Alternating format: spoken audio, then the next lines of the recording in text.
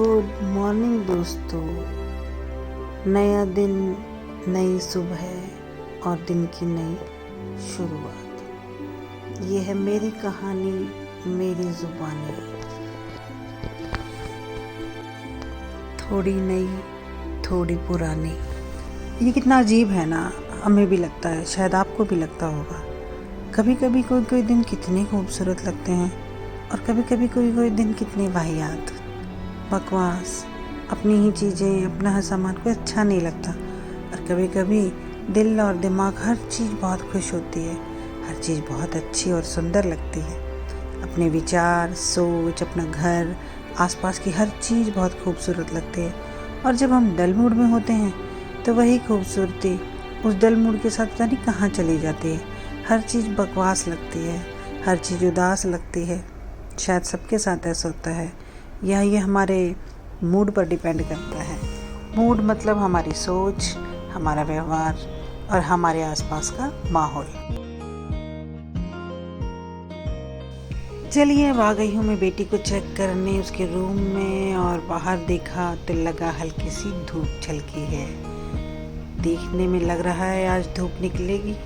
चलो देखते हैं निकलती है या नहीं। होते होते शाम हो गई, धूप बस हल्की फुल्की ही थी। अभी शाम के 5:30 के आसपास हो रखे हैं और बाहर देखा तो सूरज महाराज थोड़ा सा झांक रहे हैं। तो बेटी में वॉकिंग के लिए आए थे तो सोचा चलो थोड़ा छत पे चलते हैं, देखते हैं।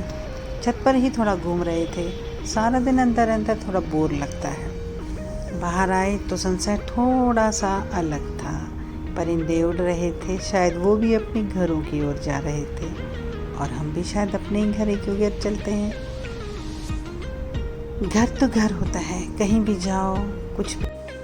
ये है अगले दिन की सुबह, नहा धोकर हो गए हैं तैयार, घर का काम धाम कर लिया है ख़त्म।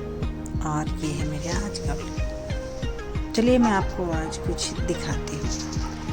अभी जब हम गुड़गांव गए थे ना, बड़े भैया की तबीयत ख़राब थी और उनसे मिलने के लिए, तो वहाँ पर हम गए थे। जब गई थी बड़े भैया से मिलने के लिए, तो छोटी भाभी के फिर भाई के पास भी गई थी। तो छोटी भाभी जी अभी जब सर्वे ऑफी का वर्क करती हैं, तो वो एक सूट ननंद होने के नाते मेरे लिए और एक बड़ी भाभी के लिए, यानी एक करवा चौथ का और एक अहोई अष्टमी का बायना निकालती हैं। तो उसमें करवा चौथ का बड़ी भाभी को दे देती है और अहोई अष्टमी का मुझे दे देती है। तो उन्होंने मेरे लिए बायना निकाला हुआ था, क्योंकि अब मम्मी नहीं है तो वो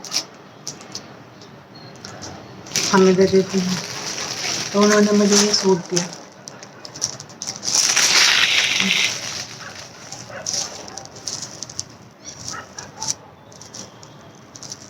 है ना, कैसा है? अच्छा है ना? सिलवाऊंगी इसको। पता है सिलाई इतनी महंगी हो गई है ना, कभी कभी मन करता है जैसे खुद ही कपड़े सिल ले थोड़े बहुत। ट्राई करके देखूंगा कभी मूड हुआ तो। सामान रखकर जब मैं आई ड्राइंग रूम में तो बाहर देखने से मुझे फील हुआ कि आज धूप निकलेगी, शायद अच्छे वाली। तो मैं बाहर की तरफ निकली और देखने में लग रहा था कि धूप सच में बहुत अच्छी निकली है और भी तेज हो जाएगी। धूप अच्छी निकलती है तो दूर दूर तक की बिल्डिंग्स भी बहुत साफ़ सुथरी और अच्छी दिखाई देती हैं। और धुंध और धुआं होता है तो 1-2 दिन तो अच्छा लगता है, बाद में फिर वो बोरिंग लगता है। ये है मेरा तुलसी का पौधा और इसमें बहुत सारे आ गए हैं बीज, और टाइम मिलेगा तो इन बीजों को मैं निकालूंगी, क्योंकि मैंने सुना है अगर तुलसी के पौधे में बीज रहते हैं तो पौधा ख़राब हो जाता है। तो चले चलते हैं अंदर। पैरों को लग रही ठंडक और मौसम भी आ गया है कि चप्पलों को किया जाए विदा और जूतों को किया जाए वेलकम, क्योंकि जूते पैरों के लिए बहुत ही ज़रूरी हैं सर्दियों में। आपके पैरों इससे नरम और मुलायम बने रहते हैं अगर आप रूटीन में जूते पहनते हैं, और फटते भी नहीं हैं। अरे वाह, क्या तो धूप निकली है, बहुत ही मज़ेदार और चमकदार, और बाहर देखने में भी कितना सुंदर लग रहा है।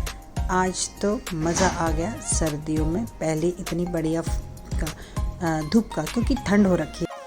मेरी हैंगिंग पॉट्स में पिटोनिया लगे, और पिटोनिया के फूल सर्दियों में बहुत अच्छे खिलते हैं, पर इनमें एक ख़ास बात है कि ये 2-3 दिन बाद फूल मुरझा जाते हैं। तो जो मुरझाए हुए फूल हैं उनको निकालना ज़रूरी है, वरना देखने में अच्छा नहीं लगता, और खिले हुए फूलों को देखना तो बहुत ही अच्छा लगता। धूप निकली है तो धूप का कुछ फ़ायदा उठाया जाए। एक्चुअली मैंने आज सिर धोया था तो बाल भी थोड़े गीले थे, और सर्दियों में मैं इस बालकनी में एक मैट और 2 कुशन हमेशा रखती हूँ, जब चाहे आकर बैठो लेटो जो भी। तो अभी शुरुआत है, और बाकी पूरी सर्दियाँ मेरी इसी बालकनी में ज़्यादा बीतती हैं, क्योंकि यहाँ पर धूप 9:30 से लेकर शाम तक रहती है, और I feel very very very happy. सर्दियों में धूप में ना बैठो तो सर्दी उतरती ही नहीं है मेरी तो ख़ास तौर पर कपकपी चढ़ी रहती है। धूप में बैठ जाओ तो आई फील वेरी हैप्पी। सो मैं आ गई थी बालकनी में ताकि मैं बाल सुखा लूँ। तो मैंने नीचे बैठने की बजाय सोचा क्यों ना चेयर पर थोड़ी देर बैठा जाए, वही मैं कर रही थी। और जैसे ही मैं चेयर पे बैठी और वो करने लगी तो मेरी नज़र टॉवल्स पे गई, और मैंने सोचा कि पिछले 1 हफ्ते से धूप ढंग से नहीं आ रही और कपड़े भी ढंग से नहीं सूख रहे थे, तो क्यों ना आज मैं इन टॉवल्स को मशीन में डालूं और कपड़े धो डालूं, ताकि धूप का फ़ायदा उठाया जा सके और धूप में कपड़े जल्दी सूख सकें। तो मैंने वही किया। पहले मैंने सोचा ऐसे रख देती हूँ, फिर आखिरकार मैंने मन बनाया और मजबूती के साथ खड़ी हुई कि धूप में तो हम बाद में भी बैठ सकते हैं, पहले मशीन लगा दूँ, ताकि तब तक मैं ये सब आराम वाराम फरमाऊँगी, तब तक मशीन अपना काम कर चुकी होगी और धूप में ये कपड़े भी सूख चुके होंगे। तो वही इसी को बोलते हैं मौके का फ़ायदा उठाना। वैसे हम जैसे लोग उठा नहीं पाते, पर मौसम का तो फ़ायदा उठा ही सकते हैं। तो हमारी बालकनी में मैंने लगाई मशीन लगाकर हम चले अंदर, और जैसे ही हमारे अंदर एंट्री होती है तो बेटी मेरी खुशी से उछल रही होती है कि देखो मैंने आर्ट एंड क्राफ्ट में ये बनाया, कितना सुंदर है, आप इसको व्लॉग में दिखाओ। मैंने कहा ओके क्यों नहीं, और वो खुशी के मारे डांस कर रही थी, क्योंकि उन्हें बीच में ब्रेक मिलता है हर क्लास के बीच में, और आई थिंक सो कि उसका लंच टाइम चल रहा था अभी, ऑनलाइन क्लासेस का फ़ायदा। तो मुझे तो फील ही नहीं होता कि वो पढ़ते भी हैं कि नहीं, पर 24 घंटे हम उनके साथ बैठ भी नहीं सकते। बीच बीच में मैं चेक करती रहती हूँ, जैसे कि अभी कर रही हूँ कि वो पढ़ रही है कि नहीं, पर बच्चे ईमानदारी से पढ़ रहे थे। वो बात अलग है कि कमरे की हालात बद से बदतर उसने की हुई थी, कोई बात नहीं, सब चलता है। उसके बाद हो गई थी शाम, और जो कपड़े धोए थे उनको कर रही थी तय, और बेटी साइड में कर रही थी पढ़ाई, क्योंकि उसका मानना है कि उसको पढ़ना है। और बात पढ़ते पढ़ते वो अपने बिज़नेस के बारे में बातें करने लगती कि मैं बड़ी होंगी तो मैं ये बिज़नेस करूँगी, मैं वो बिज़नेस करूँगी, आप सुन नहीं रहे हो, आप मुझे समझ नहीं रहे हो, अब ये वो। मैंने कहा हाँ ठीक है। कुछ वो मुझे समझा रही थी और कुछ मैं उसे समझा रही थी, ऐसे ही समझते समझाते हो जाती है रात। तो चल अभी मुझे करनी है डिनर की तैयारी। कपड़े वपड़े सेट करके प्रेस वाले प्रेस में दूंगी, और बाकी कपड़े अपनी अपनी अलमीरा में जाएंगे। और बेटी से बातें करते करते मैं ये काम निपटा ही रही थी, और काम भी तकरीबन ख़त्म है। अब ये टेंशन भी होती है कि अब डिनर में क्या बनाएं। सभी के घर में यही हाल है। तभी पीछे से बेटे की आवाज़ आती है, मम्मी आज रात खाने में क्या बना रहे हो? मैंने कहा बेटा मैं खुद भी यही सोच रही हूँ, तो सोचकर या बनाकर ही बताऊँगी कि क्या बना रही हूँ।